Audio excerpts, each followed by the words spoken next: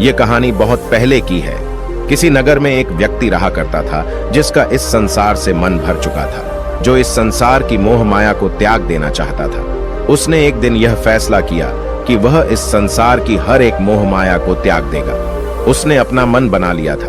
उस व्यक्ति ने सन्यासियों का जीवन देखा था और उसने अब यह तय कर लिया था कि वह अब एक सन्यासी बनेगा।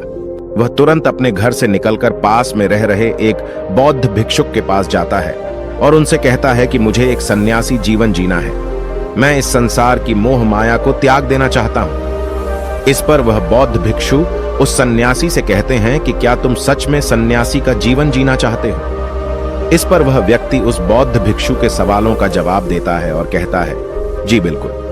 वह व्यक्ति कहता है, मैंने तय कर लिया है कि अब मुझे इस संसार की मोह माया को त्यागना है।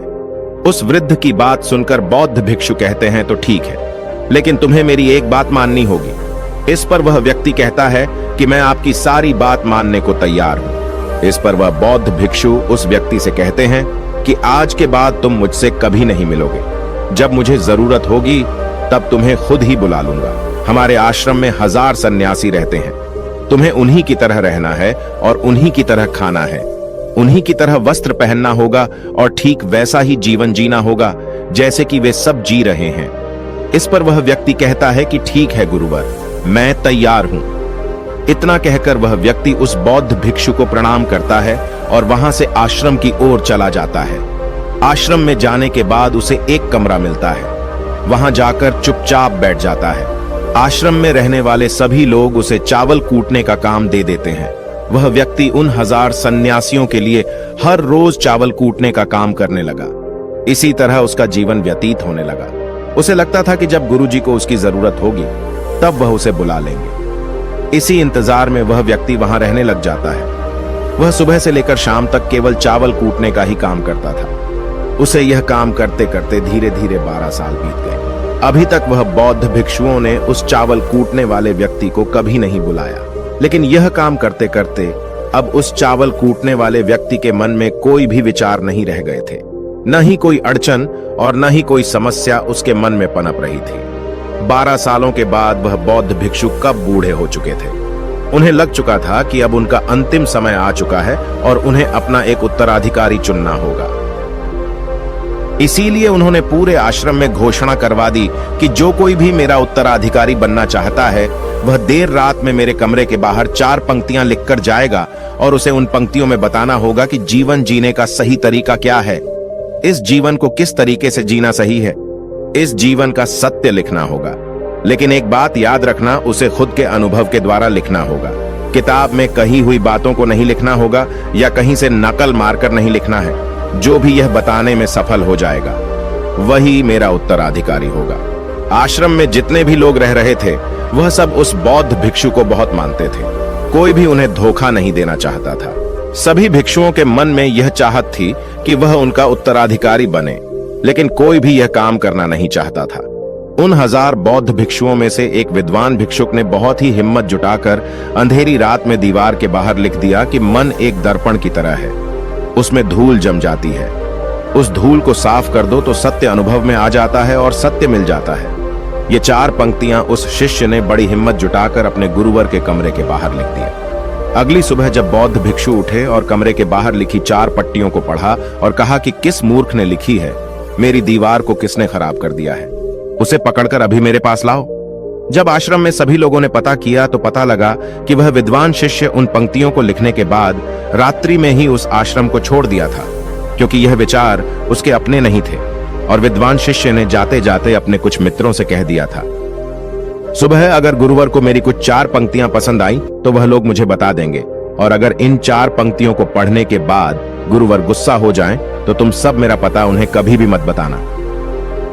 आश्रम के सभी लोग चिंता में पड़ गए कि कितनी अच्छी पंक्तियां तो लिखी हैं उसमें, फिर भी गुरुवर नाराज क्यों हो गए।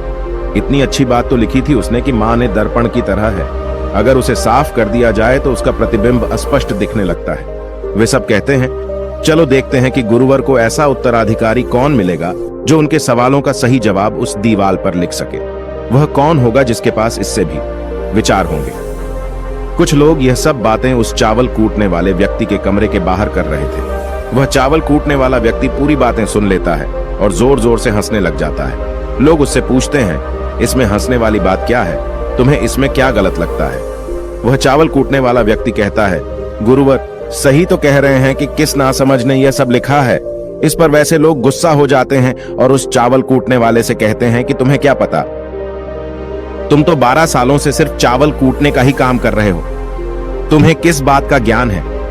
न तो तुम्हें शास्त्रों का ज्ञान है और न ही गुरुदेव ने तुम्हें कभी ज्ञान दिया। अगर तुम्हें इतना ही ज्ञान है तो तुम ही क्यों नहीं अच्छे शब्द बता देते? वह व्यक्ति हंसते हुए कहता है कि ठीक है, मैं जरूर बता दूंगा, लेकिन इतने सालों से मैंने लिखने का अभ्यास नहीं किया हूं तो लिखना मैं भूल गया हूं। मैं बातों को जरूर बता दूंगा, लेकिन किसी को मेरी बातें लिखनी होगी। और यह भी याद रखना कि मुझे उत्तराधिकारी बनने का कोई भी शौक नहीं है। इस पर वैसे लोग कहते हैं तो ठीक है, क्या लिखना है बताओ। वह चावल कूटने वाला व्यक्ति कहता है, तो लिखो जो मैं बता रहा हूं। कैसा दर्पण कैसी धूल, न कोई दर्पण न कोई धूल, जो इसे जान लेता है वह सत्य को प्राप्त हो जाता है। यह बात उस गुरुदेव के कानों में पड़ जाती है। आधी रात को वह गुरुदेव उस चावल कूटने वाले व्यक्ति के पास आते हैं और उससे कहते हैं कि तुम यहां से चले जाओ, वरना यहां पर रहने वाले आश्रम के सभी 1000 लोग तुम्हें छोड़ेंगे नहीं। यह जोगा ले लो, तुम मेरा उत्तराधिकारी बनना चाहो या न जाओ, इससे कोई फर्क नहीं पड़ता। तुम उत्तराधिकारी बनो या न बनो, लेकिन जो शब्द तुमने कहे थे वही शब्द बिल्कुल सत्य हैं और जीवन के अनुभव को दर्शाते हैं। इसलिए मन ही मन मैं तुम्हें अपना उत्तराधिकारी मान लिया हूं। और अगर यह बातें उन 1000 आश्रम वाले लोगों तक पहुंच जाएंगी तो वह सब तुमसे जलने लगेंगे और तुम्हें चोट पहुंचाएंगे। यह लोग बर्दाश्त नहीं कर पाएंगे। यह चावल कूटने वाले व्यक्ति उत्तराधिकारी कैसे बन सकता है? जिसे कभी ज्ञान नहीं, जिसने कभी शास्त्र पढ़ा ही नहीं, वह उत्तराधिकारी कैसे बन सकता है? वह भला कैसे सत्य को प्राप्त कर सकता है? और यहां पर शास्त्र जानने वाले सभी लोग सर पीटते रह जाएंगे। इसलिए तुम यहां से चले जाओ, कहीं और अपनी दुनिया बनाओ और वहां के लोगों को ज्ञान से भर दो। इस पर महात्मा बुद्ध ने भी अपने एक शिष्य से कहा था, जब तुम्हारे मन की सारे विचार शांत हो जाएं, तुम्हारे भीतर विचार आना बंद हो जाए, उस दिन से तुम्हें सत्य का अनुभव हो जाएगा। तुम सत्य का अनुभव करोगे, खुद को भी और इस ब्रह्मांड को भी समझ पाओगे। और यही बुद्धत्व प्राप्ति का पहला कदम है। मन को शांत करने का पहला तरीका जो बौद्ध ग्रंथों में बताया गया है वह खुद के विचारों पर करना। इन्हें अच्छे से समझना कि आखिर आपके अंदर कौन से विचार उत्पन्न हो रहे हैं, आपके अंदर आखिर क्या चल रहा है। उन्हें अच्छी तरीके से और जागरूकता के साथ समझने की कोशिश करना, न कि अपने विचारों को दबाने की कोशिश करना। अगर आप अपने मन के विचारों को दबाने की कोशिश करते हैं तो यह गलत होगा, जिसकी वजह से मन और तेजी से भटकने लगेगा और बार बार भटकेगा।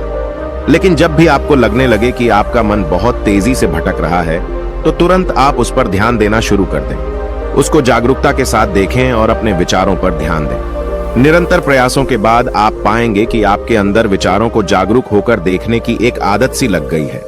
लेकिन उसी के साथ आप यह भी देख पाएंगे कि आपके मन में बुरे विचार अत्यधिक उत्पन्न हो रहे हैं। आपके मन में जो भी विचार उत्पन्न हो रहे हैं वह सकारात्मक भी हो सकते हैं और नकारात्मक भी। उनसे आपको कोई भी छेड़खानी नहीं करनी है, बस आपको अपने प्रयास पर काम करते रहना है। लेकिन यह अभ्यास आप लगातार करते रहे हैं तो एक समय आने के बाद आप अपने विचारों को नियंत्रित करने में सफल हो जाएंगे और उसे रोक भी सकते हैं। तब जाकर आपको असली शांति और सुकून की प्राप्ति हो जाएगी। तब आपको किसी भी प्रकार की चिंता नहीं सताएगी, क्योंकि आप खुद पर विजय प्राप्त कर लिए हैं। आप अपने विचारों को नियंत्रित कर सकते हैं। दोस्तों, इस वीडियो में बने रहने के लिए सच्चे दिल से आपका बहुत बहुत आभार।